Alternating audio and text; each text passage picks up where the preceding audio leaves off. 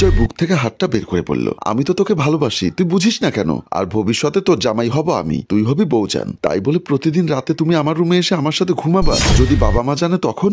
বাবা মা জানবে না, তুই বললেই জানবে। কথাটি বলেই বিজয় অনামিকাকে আপন করে বুকে জড়িয়ে নেয় আর ঘাড়ে কিস করতে থাকে। এদিকে অনামিকাও আর বাধা না দিয়ে বিজয়কে সাড়া দেয়। একটু পর বিজয় উঠে কাপড় ঠিক করতে করতে বলল, বড় বেশি ভালো লাগে তোর কাছাকাছি থাকলে। তখন অনামিকা উঠে বলল, আমার সাথে যে এসব করছো, তুমি যদি আমাকে পরে বিয়ে না করো তখন আমি কি করব বলো? বিশ্বাস কর, আমি তোকে ছাড়া কাউকে বিয়ে করব না। তোকে ভালোবাসি বলেই তো 2-3 মাস পর পর ফুপির বাসায় আসি তোকে দেখার জন্য। সত্যি কি আমার জন্য আসো তুমি? হ্যাঁ আমার পাগলিটা, সত্যি। কবে তোমার ঘরের বউ করে নিবে আমাকে? সময় আসুক তবেই সব হবে। ঠিক আছে, এখন তোমার রুমে যাও তুমি। আর একটু থাকি না গো সোনা? না, বাবা মা জেগে যাবে তো। তুমি যাও তোমার রুমে বলছি না। অনামিকার কথা শুনে বিজয়ের কথা না বাড়িয়ে অনামিকার গালটি আলতো করে টেনে সোজা রুম থেকে বের হয়ে যায়। অনামিকা মিটিমিটি হাসতে থাকে। বিজয় রুম থেকে চুপি চুপি বের হয়ে আসার সময় দেখে ফেলে অনামিকার মা স্বপ্না বেগম। উনি বিষয়টা ভালোভাবে নিতে পারলেন না। ওনার মনে খটকা ঢুকে যায়। কি ব্যাপার, বিজয় এত রাতে অনামিকার রুমে কি করছিল? উনি কিছু না বলে সেখান থেকে রুমের দিকে চলে যায়। রাতে কাউকে কিছু না বলে সকালে সবাই যখন খেতে বসেছে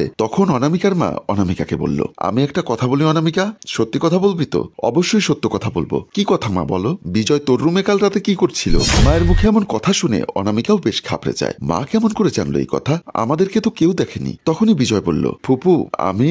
কথা শেষ হতে না হতেই ফুপু বলল, তুমি চুপ করো বিজয়, আমি অনামিকাকে প্রশ্ন করেছি। কি হলো অনামিকা, বলো কি করতে গিয়েছিল? আসলে হয়েছে কি মা, বিজয় ভাইয়ার নাকি ভালো লাগছে না, তাই আমার সাথে কথা বলতে এসেছিল। শুধুমাত্র এটাই নাকি অন্য আরো কিছু? আর কি হবে শুনি, ও ভাইয়া হয়ে আমার রুমে আসতে পারে না। তখনই অনামিকার বাবা বলল, এই অনামিকার মা, তুমি কি শুরু করলে? হ্যাঁ, ওরা এখনো ছোট, খুব বড় হয়নি, কিন্তু কি সব ভাবছো তুমি? ঠিক আছে, আজ কিছু বললাম না, আর যেন রাতের বেলা রুমে না দেখি। ঠিক আছে মা, এখন যার যার মতো খেয়ে নাও। সবাই খাবার জন্য প্রস্তুতি নিচ্ছে। খাওয়া দাওয়া শেষ করে অনামিকা আর বিজয় দুজনে ছাদে দাঁড়ায় পাশাপাশি। অনামিকা বলল, তুমি আর রাতে আসবে না আমার রুমে। কেন শোনা? মা জানতে পারলে সব শেষ হবে। আমি চাই না বাবা মা কিছু জানুক বা আমাদের ভুল বুঝুক। আমি আসবো আজও, দেখো। এটা বলেই বিজয় সেখান থেকে চলে আসে। বিজয় চলে যাবার পর অনামিকা ভাবছে, ভয় করছে, যদি কিছু হয় তখন আমার কি হবে? কেমন করে বাবা মাকে মুখ দেখাবো? এদিকে বিজয়কে ভালোবাসি অনেক, ওর কথা ফেলতে পারি না। তারপর সে চলে আসে। অনামিকা রুমে আধালান দিয়ে বসে আছে। তার শুধুমাত্র একটাই চিন্তা, বিজয় যেন রাতে রুমে না আসে। ভাবতে ভাবতে তার ঘুম আসলে সে ঘুমিয়ে পড়ে। হঠাৎ রাত গভীরে অনামিকা অনুভব করে কে যেন তার কপালে চুমু দিচ্ছে। আবার অনুভব করে কে জানি ওর কম্বলের নিচে ঢুকে আছে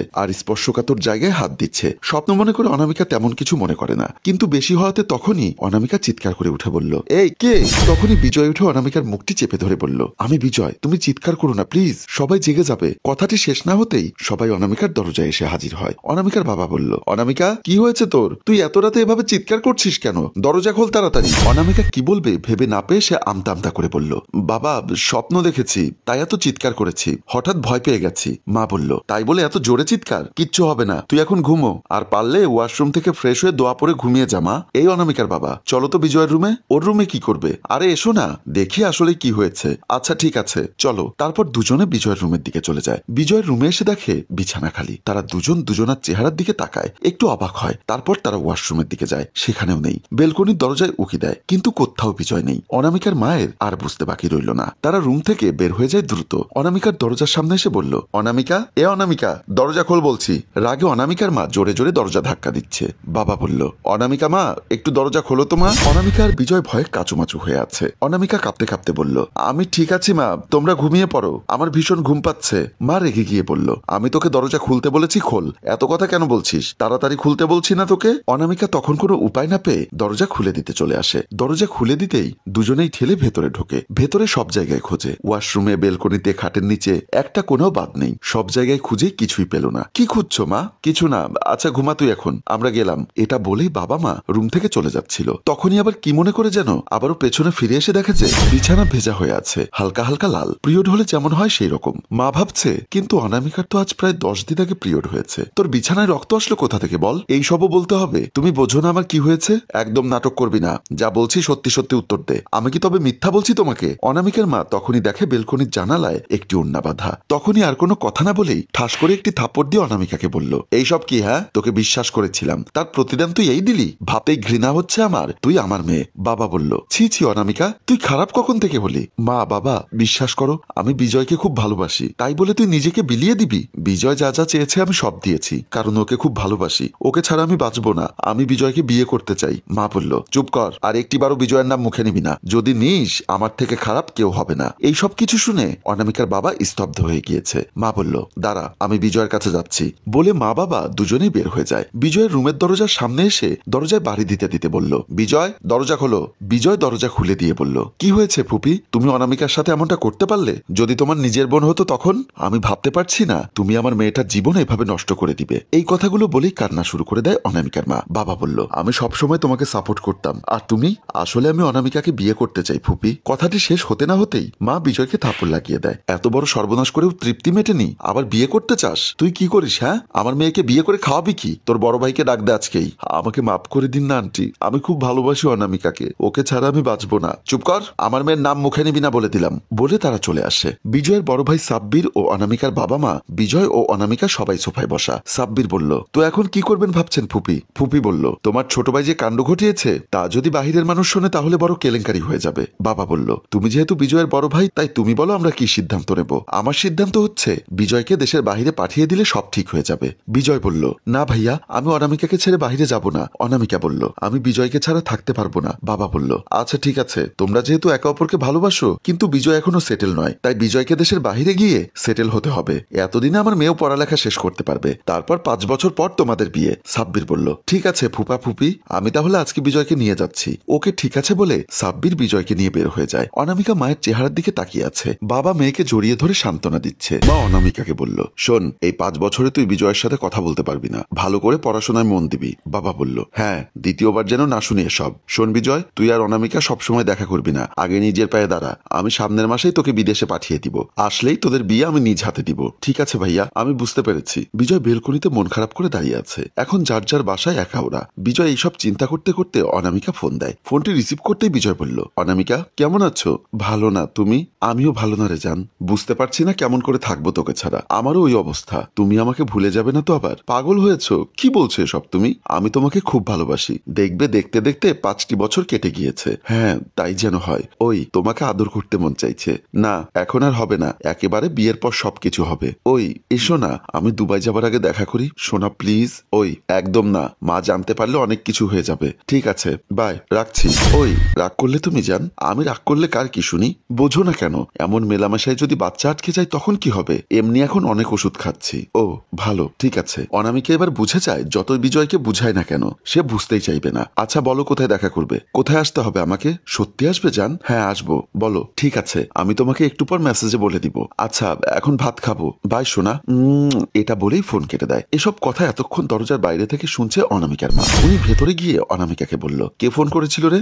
বিজয় ফোন দিয়েছিল। কি বললো তোকে? আমার সাথে দেখা করতে চাইছে মা। প্লিজ না করো না, একটু ঘুরে আসি ওর সাথে। আর তো 5 বছর দেখা হবে না। অনেক চিন্তা ভাবনা করে মা ঠিক আছে বলল।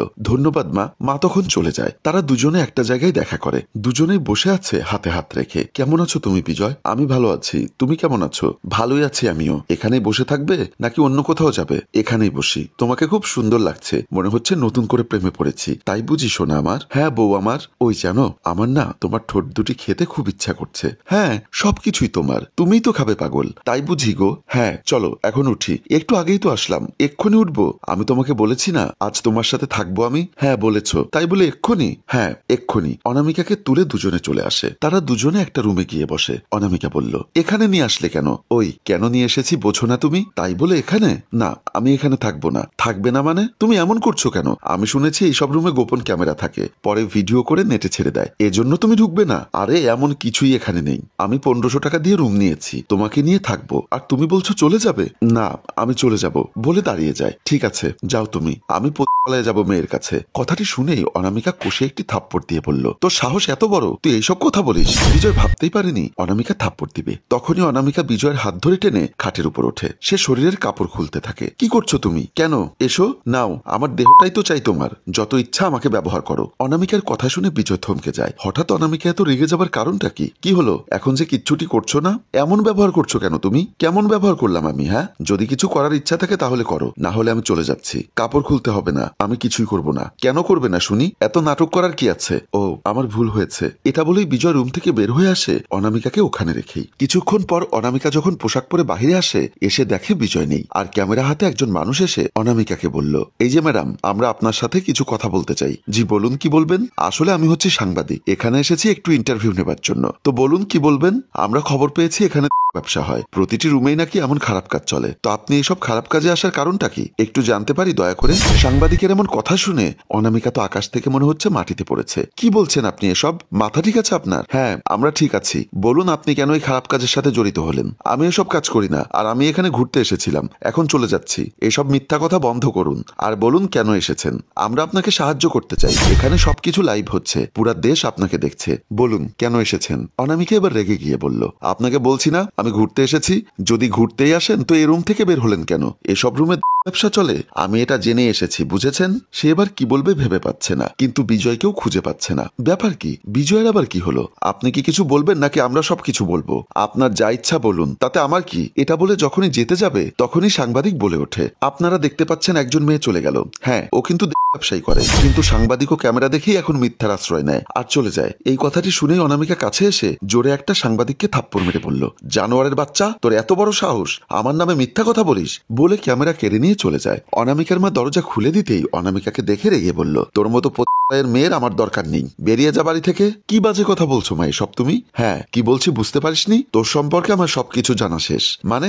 এই মানে করবি না, আমরা নিউজে সবকিছুই দেখেছি। মা, ওনারা মিথ্যা বলেছে। একদম চুপ থাক, কোনো কথা শুনতে চাই না। তোর বাবার মান সম্মান সবকিছু ধুলোয় মিশিয়ে দিলি। কেমন করে এখন এই সমাজে মুখ দেখাবো? মানুষ থুথু দেবে আমাদের মুখে। এই, তুই এমন জঘন্য কাজ করতে পারলি? মা, বিশ্বাস করো আমি এসব করিনি। আমরা সরাসরি দেখলাম তুই রুম থেকে বের হয়ে আসলি পোশাক ঠিক করতে করতে। মা, আমাকে ওখানে বিজয় নিয়ে গিয়েছিল।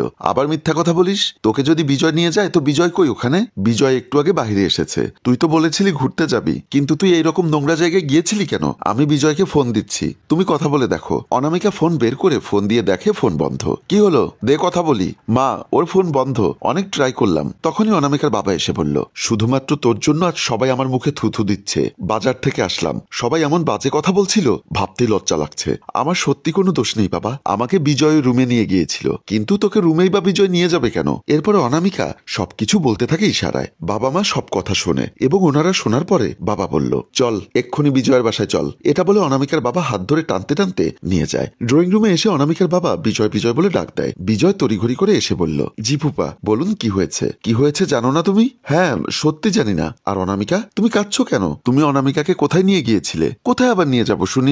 আমি কোথাও নিয়ে যাইনি। মিথ্যা বলো কেন? আমরা পার্কে যাইনি দুজনে? একটা রুমে ঢুকিনি? এই কি বলো এসব তুমি? তোমার মান সম্মান শেষ হয়েছে, এখন আমারটাও শেষ করতে চাইছো? আমি জানতাম না তুমি এমন মেয়ে। বিজয়ের এমন কথা শুনে অনামিকা আর কি বলবে ভাষা খুঁজে পাচ্ছে না। এত মিথ্যা বলে বিজয়। তোমার বড় ভাই কোথায়? ভাইয়া একটু বাহিরে গিয়েছে, আসতে দেরি হবে। কি বলার আছে বলুন আমাকে। তোমার ভাইয়া আসলে বলো অনামিকার বাবা কথা বলতে চেয়েছে। হ্যাঁ ঠিক আছে। অনামিকা রুমে এসে ভাবছে বিজয় কেন এমন করলো? কি এমন করেছি এমন মিথ্যার আশ্রয় নিল? আমি কেমন করে এই সমাজে মুখ দেখাবো? আমার বাবা মার সব মান সম্মান ধুলে মিশিয়ে দিলাম, এই জীবনে রাখবই না। যাকে এত বিশ্বাস করে নিজেকে বিলিয়ে দিলাম, দুঃসময়ে আজ সেই পিছু হাঁটলো। চাই না আমার এই জীবন। অনামিকার বাবাকে মা বলল, কি বললে বিজয়ের বাসায় গেলে যে? হ্যাঁ, অস্বীকার করলো যে আমি এসব কিছুই জানি না। এখন কি হবে? আল্লাহ, এটা কেমন বিপদে ফেললে। আল্লাহর উপর ভরসা রাখো, সব ঠিক হয়ে যাবে। যাও, অনামিকাকে একটু সান্ত্বনা দাও। আমার বিশ্বাস ও সব সত্যি বলছে। বিজয় ভয় সবকিছু মিথ্যা বলছে। হ্যাঁ ঠিক বলেছ, আমার মেয়েটা এমন হতে পারে না। অনামিকার মা চলে যায়। অনামিকার মা রুমের সামনে এসে দেখে যে দরজার ভেতর থেকে লক করা, তাই অনামিকাকে ডাক দেয়,